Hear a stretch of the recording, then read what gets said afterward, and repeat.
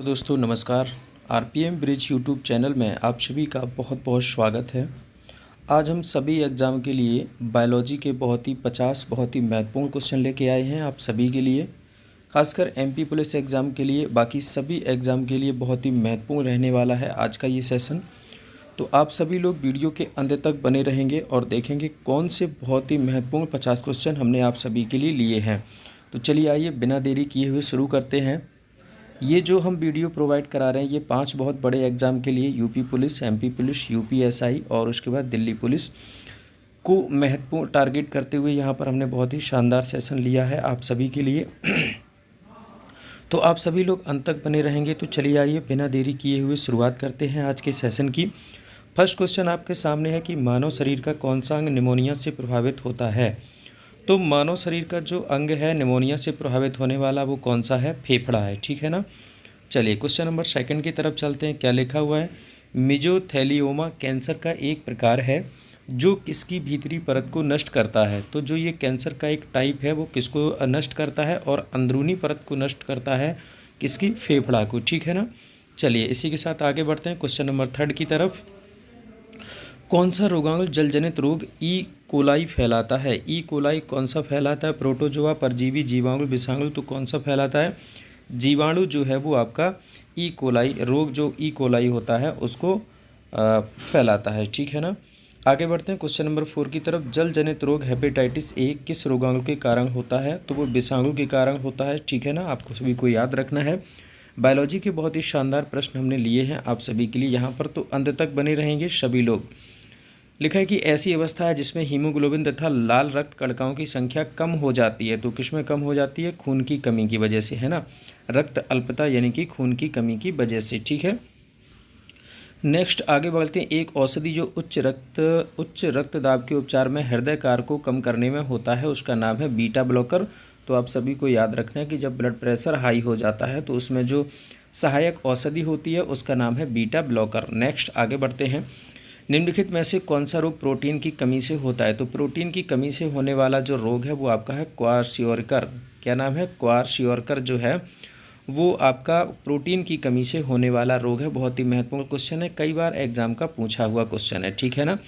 चलिए इसी के साथ आगे बढ़ते हैं। क्या लिखा हुआ है, लौह तत्व की कमी से कौन सा रोग होता है। तो लौह तत्व की कमी से रक्त अल्पता की जो रोग होता है वो होता है, ठीक है ना। नेक्स्ट आगे बढ़ते हैं। कार्सिनोजेनिक रसायन से क्या होता है। तो आप सभी को बताना है कि कार्सिनोजेनिक रसायन से क्या होता है। तो कैंसर जो है उससे होता है।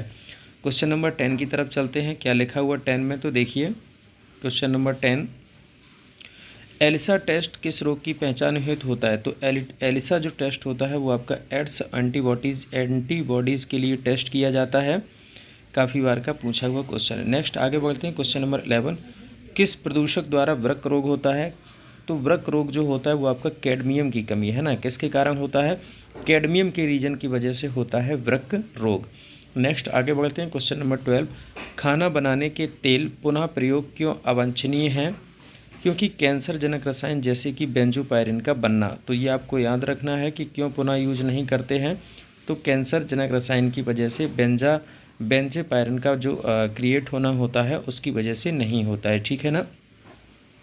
नेक्स्ट क्वेश्चन नंबर 13 की तरफ चलते हैं। परिवहन पुलिस द्वारा शराबियों की जांच हेतु सांस परीक्षण में उपयोग किया जाता है। क्या उपयोग किया जाता है, पोटेशियम डाइक्रोमेट सल्फ्यूरिक अम्ल। तो आप सभी को याद रखना है कि जब पुलिस द्वारा जो है शराबियों की जांच की जाती है कि कौन जो है नशे में गाड़ी चला रहा है तो उसमें किस चीज़ का यूज होता है, पोटेशियम डाइक्रोमेट सल्फ्यूरिक अम्ल, ठीक है ना। नेक्स्ट आगे बढ़ते हैं क्वेश्चन नंबर 14 की तरफ। टाइफाइड ज्वर किसके द्वारा होता है। तो टाइफाइड ज्वर जो है वो जीवाणु के द्वारा होता है, ठीक है दोस्तों। टाइफाइड ज्वर जो है वो किसके द्वारा होता है, जीवाणु के द्वारा। नेक्स्ट आगे बढ़ते हैं। प्रथम एंटीबायोटिक्स कौन सी थी। तो प्रथम एंटीबायोटिक्स जो थी वो आपकी थी पेंसिलिन, ठीक है। याद रखना है क्या पूछा गया, प्रथम एंटीबायोटिक्स कौन सी थी। तो पेंसिलिन थी। जो भी इस वीडियो को बाद में देख रहे हैं प्लीज़ आप सभी लोग चैनल को सब्सक्राइब करें। ऐसे ही बहुत ही महत्वपूर्ण सेशन हम आप सभी के लिए लेके आने वाले हैं। फिर वो चाहे आपका हिस्ट्री का हो या पॉलिटी का हो या फिर आपका इकोनॉमी का हो या फिर बायोलॉजी हो या फिर केमिस्ट्री हो या फिजिक्स हो, सभी सब्जेक्ट यानी कि सभी टॉपिक से हम जो है आप सभी के लिए ऐसे ही पार्ट वाइज जो है वीडियो प्रोवाइड कराते रहेंगे, जो कि बहुत ही महत्वपूर्ण साबित होगा आप सभी के एग्ज़ाम के लिए। तो आप सभी लोगों को कंटिन्यू बने रहना है, चैनल को सब्सक्राइब करना है, साथ ही बेल आइकन को प्रेस करना है। ठीक है दोस्तों, कैंसर के निदान के लिए इनमें से कौन सा परीक्षण किया जाता है? तो कैंसर के निदान के लिए बायोप्सी किया जाता है। क्या किया जाता है? बायोप्सी। ठीक है ना। नेक्स्ट आगे बढ़ते हैं। डेंगू ज्वर का कारक है, तो डेंगू ज्वर का जो कारक होता है वो विषाणु होता है। ठीक है, डेंगू ज्वर का जो कारक होता है वो विषाणु रहता है। निम्नलिखित में से कौन सा रोग दूध द्वारा फैलता है? तो कौन सा रोग दूध के द्वारा फैलता है? तो वो क्षय रोग। ठीक है ना, क्षय रोग जो है वो दूध के द्वारा फैलता है। नेक्स्ट आगे बढ़ते हैं। ऐसे कीट जो रोगों को फैलाते हैं उनको क्या कहा जाता है? तो उनको वाहक कहा जाता है। ठीक है ना, ऐसे कीट जो रोगों को फैलाते हैं उनको वाहक कहा जाता है, वाहक। क्वेश्चन नंबर 20, निम्नलिखित में से कौन सा ट्यूबरक्लोसिस के विरुद्ध कार्य करता है? तो ट्यूबरक्लोसिस के विरुद्ध जो कार्य करता है स्ट्रेप्टोमाइसिन। तो आप सभी को याद रखना, स्ट्रेप्टोमाइसिन जो होता है वो ट्यूबरक्लोसिस के विरुद्ध में कार्य करता है। नेक्स्ट आगे बढ़ते हैं। टमी फ्लू दवा किसके रोकथाम के लिए होता है? तो टमी फ्लू दवा जो है वो बर्ड फ्लू के रोकथाम के लिए औषधि है। ठीक है दोस्तों। नेक्स्ट आगे बढ़ते हैं। निम्नलिखित में से क्षय रोग के उपचार हेतु क्या उपयोग किया जाता है? तो क्षय रोग के उपचार हेतु जो उपयोग किया जाता है उसका नाम है पेंसिलिन। ठीक है दोस्तों, क्या नाम है उसका? पेंसिलिन। चलिए आगे बढ़ते हैं। परमाणु विकिरण से मानव शरीर का कौन सा भाग अत्यधिक प्रभावित होता है? तो परमाणु विकिरण से सबसे ज़्यादा जो प्रभावित होती है वो मानव की त्वचा होती है, स्किन। ठीक है दोस्तों। क्वेश्चन नंबर 24, कैंसर एक ऐसा रोग है जिसमें असामान्यता कोश का विभाजन होता है। क्या होता है? कोशिका विभाजन होता है कैंसर के रोग में। क्वेश्चन नंबर 25 में क्या लिखा हुआ? जन्मजात शिशु को ट्रिपल वैक्सीन किन बीमारियों से रक्षा हेतु दी जाती है? काली खांसी, टिटनिस और डिप्थीरिया। ठीक है ना, जो ट्रिपल वैक्सीन दी जाती है वो किसकी किसकी होती है? काली खांसी की एक वैक्सीन होती है, एक होती है टिटनिस की और एक होती है डिप्थीरिया की। ठीक है। नेक्स्ट आगे बढ़ते हैं। निम्नलिखित में से कौन सा रोग मच्छरों के द्वारा नहीं होता है? तो मच्छरों के द्वारा जो नहीं होता है, डेंगू आपका मच्छरों के द्वारा होता है, फ्लोरियोसिस जो है वो मच्छरों के द्वारा होता है, मलेरिया मच्छरों के द्वारा होता है, नींद की जो बीमारी है वो सी मक्खी जो सिक्टा मक्खी होती है उसके काटने से होता है। ठीक है दोस्तों, तो आंसर हो जाएगा नींद की बीमारी। नेक्स्ट क्वेश्चन नंबर 27, निम्नलिखित में से कौन सा रोग रक्त आधान के द्वारा संचरित नहीं होता है? तो वो होता है आपका टाइफाइड। ठीक है, तो 27 का आंसर हो जाएगा ऑप्शन बी, टाइफाइड। नेक्स्ट आगे बढ़ते हैं। 28, पीलिया नामक अंग का प्रभावी लक्षण है, तो वो यकृत। पीलिया किसको प्रभावित करता है? यकृत को प्रभावित करता है। दोस्तों मैं आप सभी को बताना चाहूँगा, यहाँ पर हमने बहुत ही बायोलॉजी के बहुत ही महत्वपूर्ण क्वेश्चन लिए हैं, तो आप सभी को अंत तक बने रहना है, जो आपके सभी एग्जाम की दृष्टि से बहुत ही महत्वपूर्ण है और आपको हेल्पफुल साबित होने वाले हैं। ठीक है। नेक्स्ट क्वेश्चन नंबर 29 की तरफ बढ़ते हैं। मनुष्य में निम्नलिखित में से कौन सा एक विषाणु जनित रोग होता है? तो विषाणु जनित जो रोग होता है वो आपका होता है प्लेग। ठीक है दोस्तों, क्या होता है? Plague, option number second. Next आगे बढ़ते हैं। रक्त अल्पता किसके अभाव से होता है? फॉलिक अम्ल। फॉलिक अम्ल के अभाव की वजह से जो है रक्त अल्पता हो जाती है। क्वेश्चन नंबर 31, अमीबिक डिसेंट्री किसके द्वारा होता है? तो अमीबिक डिसेंट्री जो है वो एंटी अमीबा हिस्टोलिटिका। ठीक है ना, तो अमीबिक डिसेंट्री जो होती है वो किसके द्वारा होती है? एंट अमीबा हिस्टोलिटिका के द्वारा होती है। ठीक है। क्वेश्चन नंबर 32, क्या लिखा हुआ है?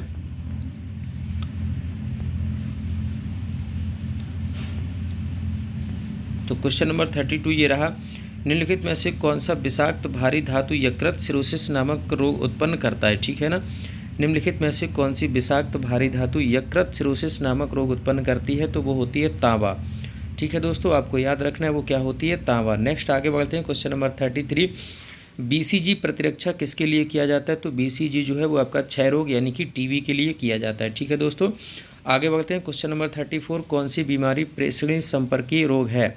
तो प्रेषणीय संपर्कीय जो रोग होता है वो आपका होता है डिप्थीरिया। ठीक है ना, तो आंसर याद रखना है कि कौन सी बीमारी प्रेषणीय संपर्कीय रोग है, वो होती है आपकी डिप्थीरिया। नेक्स्ट आगे बढ़ते हैं। क्वेश्चन नंबर 34, किसकी क्षति से रक्त अल्पता होती है? तो रक्त अल्पता जो हो जाती है वो हीमोग्लोबिन की कमी से। ठीक है दोस्तों, हीमोग्लोबिन की कमी से जो है वो आपकी रक्त अल्पता हो जाती है। क्वेश्चन नंबर 36 की तरफ बढ़ते हैं।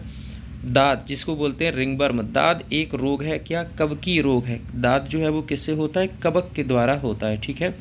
नेक्स्ट आगे बढ़ते हैं। क्वेश्चन नंबर 37, एमीबियोसिस क्या करता है, तो एमीबियोसिस की वजह से जो है वो दस्त होते हैं, जो हम लोग बोलते हैं ना वोमिटिंग, वोमिट जो बोलते हैं, वो दस्त जो है एमोबियोसिस क्या करता है, तो दस्त करता है, ठीक है ना, दस्त करता है, जो कि लूज मोशन जिसे बोलते हैं, दस्त क्या बोलते हैं, लूज मोशन। ठीक है दोस्तों, चलिए आगे बढ़ते हैं।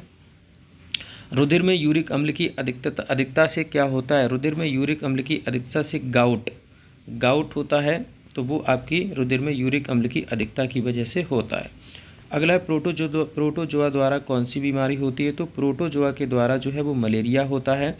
आप सभी को याद रखना है, प्रोटोजोआ से मलेरिया बीमारी होती है। नेक्स्ट आगे बढ़ते हैं, क्वेश्चन नंबर 40, रेडियोधर्मी स्टोनिटम 90 से होता है, रेडियोधर्मी स्टोनिटम 90 जो होता है उससे क्या होता है, त्वचा कैंसर, स्किन कैंसर होता है दोस्तों, ठीक है ना। तो याद रखना है क्या होता है, रेडियोधर्मी स्टोनिटम के 90 से त्वचा कैंसर होता है, स्किन कैंसर। नेक्स्ट आगे बढ़ते हैं, सभी प्रोटोजोआ जनित विकार हैं हाथी पाँव के अलावा, सभी प्रोटोजोआ से कौन कौन होता है, ओरिएंटल सॉरस, नींद की बीमारी, काला आजार, तो जो हाथी पाँव है वो आपका प्रोटोजोआ जनित विकार नहीं है। ठीक है दोस्तों, आगे बढ़ते हैं, क्वेश्चन नंबर 42, प्रतिरोधी बनना एक प्रक्रिया है जिसमें एंटीबॉडीज़ का निर्माण होता है, अक्रियाशील के द्वारा होता है, किसके, एंटीजन के, अक्रियाशील, यानी कि एंटीजन जब काम करना बंद कर देते हैं तो एंटीबॉडीज़ का निर्माण जो है वो बंद हो जाता है। ठीक है दोस्तों, तो आंसर हो जाएगा 42 का एंटीजन। जिस किसी ने अभी तक हमारे यूट्यूब चैनल को सब्सक्राइब नहीं किया है तो प्लीज़ आप सभी लोग हमारे चैनल को सब्सक्राइब कर लीजिए, ऐसे ही बेहतरीन वीडियो देखने के लिए थोड़ा सा सपोर्ट करेंगे आप सभी लोग भी, तो हमारे यूट्यूब चैनल को सब्सक्राइब करें, साथ ही बेल आइकन को प्रेस करें। ठीक है दोस्तों, अगला क्वेश्चन नंबर 43 की तरफ चलते हैं। निम्नलिखित में से कौन सा एक मच्छरों के रोकथाम का जैविक उपचार है, उसको हम बोलते हैं गैमबुसिया। ठीक है, तो ऑप्शन नंबर सेकंड जो है वो राइट आंसर हो जाएगा। नेक्स्ट आगे बढ़ते हैं, 44, जोंक एक बाह्य परजीवी है जो मवेशियों पर आश्रित होता है, एक रुधिरहारी है, यानी कि जो जोंक होती है तालाब में जब जो है अपने जो जानवर जो है वो जब पानी पीने या जो भैंस वगैरह है जब उसमें बैठ जाती हैं अपने आप को ठंडा करने के लिए, तो उन पर आधारित होता है आपका ये जोंक, और जोंक का काम क्या है, रुधिरहारी यानी कि खून को पीना, ब्लड को पीना। ठीक है दोस्तों, क्वेश्चन नंबर 45 की तरफ बढ़ते हैं। निकट दृष्टि दोष मायोपिया संबंधित है, तो निकट दृष्टि दोष और मायोपिया जो है वो आपका नेत्रों यानी कि आँख से संबंधित होता है। नेक्स्ट क्वेश्चन नंबर 46, निम्नलिखित में से कौन सी मलेरिया परनीसियस मलेरिया है, तो उसको हम क्या बोलते हैं, मैलिग्नेंट, क्या बोलते हैं दोस्तों, मैलिग्नेंट। ठीक है, आगे बढ़ते हैं, क्वेश्चन नंबर 47, निम्नलिखित में से मलेरिया की संक्रमिक अवस्था कौन सी है, तो मलेरिया की जो संक्रमिक अवस्था होती है वो स्पोरोजॉइट, क्या होती है, स्पोरोजॉइट होती है। ठीक है दोस्तों, आगे बढ़ते हैं अगले क्वेश्चन की तरफ। क्या लिखा हुआ अगले क्वेश्चन में, तो देखिए आप सभी लोग, किस रोग का नाश हो चुका है, किस रोग का जो है वो नाश हो चुका है, तो ये आप सभी को बताना है। स्मॉल पॉक्स, स्मॉल पॉक्स का जो है पूरी तरीके से नाश हो चुका है, ये अब किसी को नहीं होता है, तो वही बोलता है किस रोग का नाश हो चुका है, तो वो है आपका स्मॉल पॉक्स। ठीक है, आगे बढ़ते हैं 49 में क्या लिखा है, बीसीजी टीका में सी शब्द संबंधित है, तो बीसीजी के टीका में जो सी अल्फ़ाबेट है वो आपका कैलमेट को दर्शाता है, किसको दर्शाता है दोस्तों, कैलमेट को। ठीक है, आज का अंतिम प्रश्न बहुत ही शानदार, देखिए क्या लिखा हुआ है, कौन सी अंतःस्रावी ग्रंथि बक्षी गुहा में उपस्थित होती है, तो उसको बोलते हैं हम थाइमस ग्रंथि। तो दोस्तों आप सभी को बताना है कि आज का सेशन आप सभी को कैसा लगा। उम्मीद है आपको वीडियो ज़रूर पसंद आया होगा। वीडियो पसंद आया है तो लाइक और शेयर ज़रूर करिए। आप सभी से थोड़ा सपोर्ट चाहते हैं कि आप सभी लोग, जो लोग भी हमारे इस वीडियो को देख रहे हैं और जो लोग भी इस वीडियो को हमारे को बाद में देखेंगे, तो आप सभी लोग प्लीज़ हमारे चैनल पर नए हैं तो प्लीज़ आप सभी लोग सब्सक्राइब करिए, हमारी सब्सक्राइब फैमिली को थोड़ा सा बड़ा करिए। साथ ही बहुत ही बेहतरीन सेशन हम आप सभी के लिए लेके आते रहेंगे। कंटिन्यू आपको 2 से 3 क्लास जो है प्रोवाइड कराई जाएगी, फिर वो चाहे आपका हिस्ट्री से हो, चाहे पॉलिटी से हो, चाहे इकोनॉमी से हो, या फिर आपका बायोलॉजी हो, या फिर केमिस्ट्री, फिजिक्स, या फिर रीजनिंग, यानी कि सभी सब्जेक्ट के हम बेहतरीन सेशन लेके आते रहेंगे आप सभी के लिए। तो प्लीज़ आप सभी लोग थोड़ा सा सपोर्ट करिए, हमारे चैनल को सब्सक्राइब करिए और वीडियो को लाइक और शेयर करिए। आज के सेशन में जुड़ने के लिए आप सभी का बहुत बहुत धन्यवाद। जय हिंद, वंदे मातरम।